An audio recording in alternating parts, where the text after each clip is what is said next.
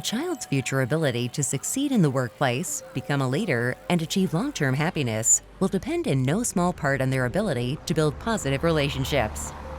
Students who learn to communicate clearly, cooperate with others, and constructively negotiate conflict are well on their way to future success.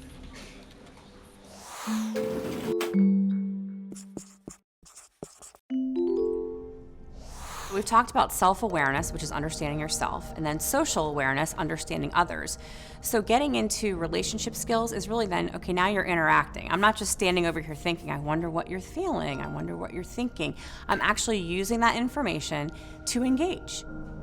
In the classroom, there are lots of opportunities for kids to work together in pairs, to work in small groups, to work in large groups, so that they can actually practice this. So we can intentionally teach them explicitly, how do you disagree? How do you agree? How do you be respectful in giving your opinion?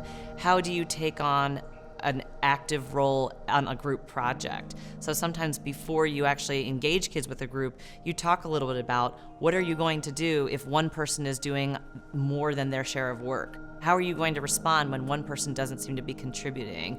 What are the different roles that we have as part of this group? Who's going to be taking notes? Who's going to be making sure we stay on task? Who's going to be keeping time? Who's going to make sure that the conversation keeps moving? So we can actually teach kids how to be productive members of a group and give them lots of opportunities in every class to work in groups. You've probably heard quite often the idea of project-based learning or problem-based learning. And so that's not just your typical project, we're gonna build something together. It's actually thinking about, okay, let's take our learning and apply it to a real-world problem, and then as a group, we're gonna solve that. And it's a wonderful way because kids are learning content, they're learning standards, but they're also learning relationship skills. How do we work together? How do we decide who does what role? How do we figure out when we're successful? What if we make a mistake? What if we don't agree with someone? How do we navigate that? It's important to build relationship skills with your children because it does foster trust. When kids feel that they can come to you and they could talk to you about anything, they're less likely to go to their peers and get the wrong answer sometimes. But it's important to play games with your children. I think sometimes as parents we get so focused on the day-to-day tasks that we forget to have fun.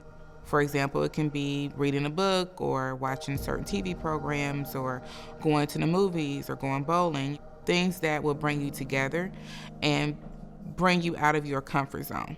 I think sometimes it's easy to just kind of fall into a routine and a system and just think, hey, we're together and that's okay. But it's important to spend time and be very specific about how you spend time so that that time allows for communication. We want to have healthy relationships with our partners, with our children, with our friends. We know that a social network and positive relationships helps us mitigate against stress, against illness. It increases our longevity. Positive relationship skills are critically important.